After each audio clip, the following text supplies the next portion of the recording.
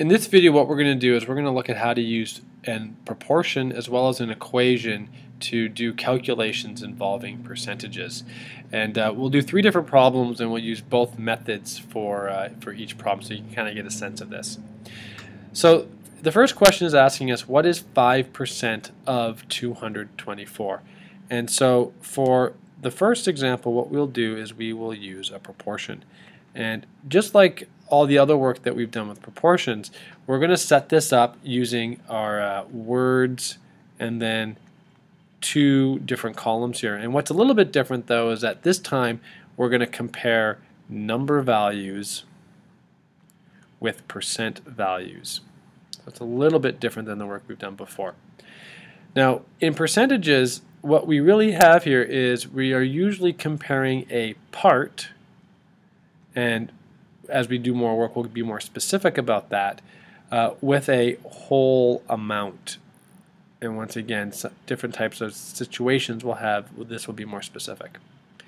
So let's take a look here and see actually what we have. We're just going to fill in the blanks now. The first thing we can always do is we always know what percent is the whole amount. The whole amount is always going to be 100%. And that's really the trick for doing these types of problems. You need to remember that the whole amount is always going to be 100%. Now we're told that we have 5%. That's the part that we're interested in. We're interested in 5%.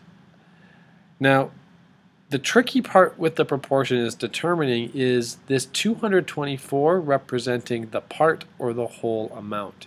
And one way to help us remember that is to kind of think of adding this little word here where we say out of.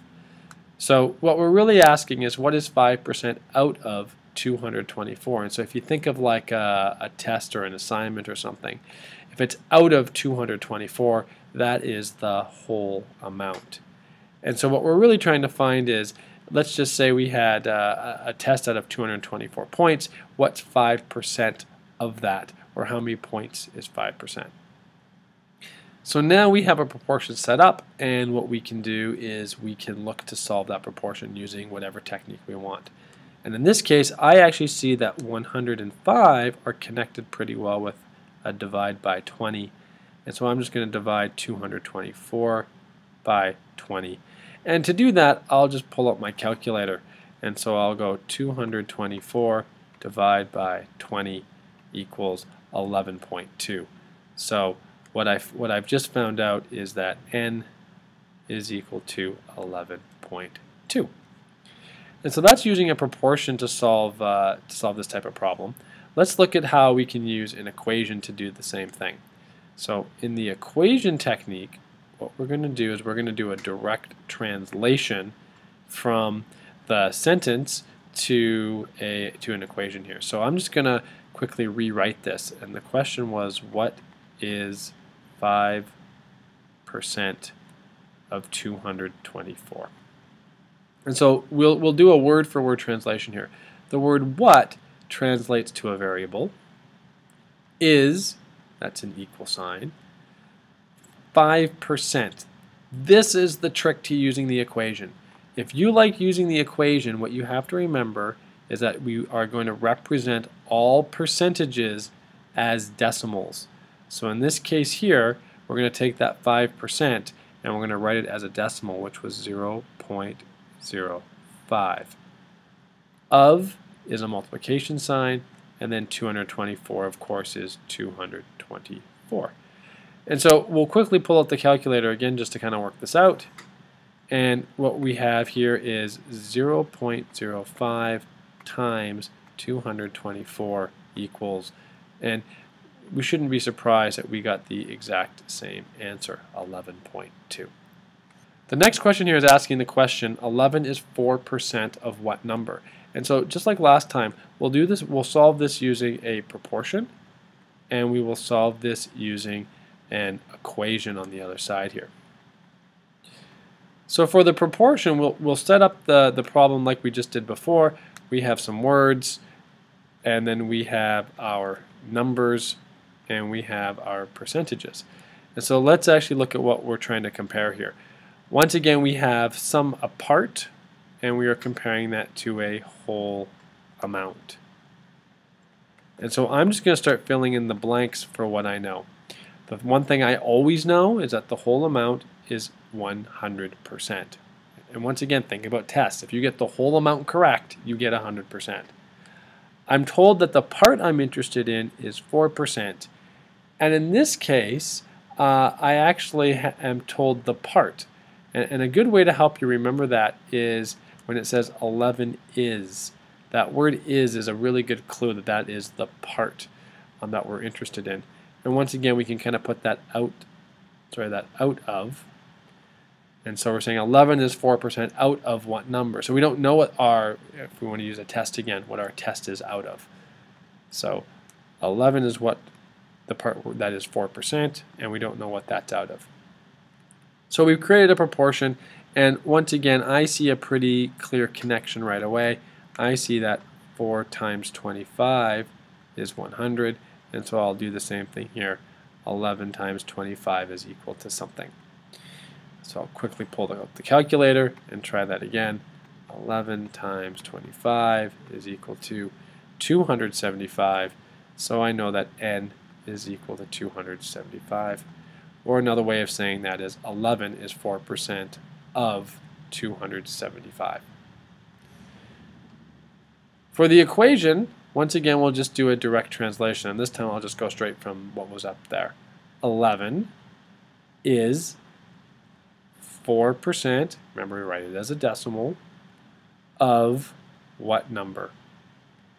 And so now I have a one-step equation to solve, and I can see that to get the variable by itself, I need to divide by 0.04, and so I'll do that on the other side as well. Cancel, cancel. N is equal to, and we'll quickly get the calculator again, 11 divided by 0.04 equals 275.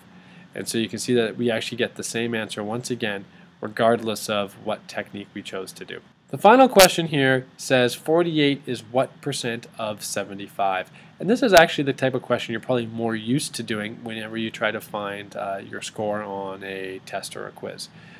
And so once again we have our words, and in this case I'm just going to compare, I have a part to the whole amount. And let's start to kind of put that together. My number values, there's that word is, so I know 48, and it was, remember if I think of out of, so 48 out of 75, and what percent is that 48? I'm not sure, because I know the whole percentage is always 100. Now this one here I don't see a clear connection, so I'm actually just going to make use of cross products. So what I have here is that 75n is equal to 48 times 100, so I'll just add 2 zeros, divide by 75, divide by 75, and I'll get my calculator out again. 4,800 divided by 75 is equal to 64. So 48 out of 75 is 64, and because this is a percent, remember that I need to include a percentage symbol. All right. 64 is not the same as 64%, and that's just something that to kind of remember here. Now for the equation, we'll do the same thing, a direct translation. 48 is what percent out of 75? And so this time all I'll do is I'll divide both sides by 75. And I'll divide over here by 75. Cancel, cancel. So n percent is equal to 48 divided by 75, which is 0.64. Now remember, this is why, now remember here, this is the trick with equations. Equations give the percentages as decimals, so that is a decimal value. I need to convert it into a percent. And so that's why I like putting that percent symbol here, so I can kind of see I have to still, And that's why I like to write the percent symbol with the variable as a reminder that I need to somehow still do something to get the percent symbol to the other side. And I need to multiply by 100 on the left and on the right. So those sort of cancel out, and I'm left with 64% is equal to n. And that's how we can use either a proportion or an equation to work on these types of problems. And it doesn't really matter which technique you use, just as long as you show the appropriate work.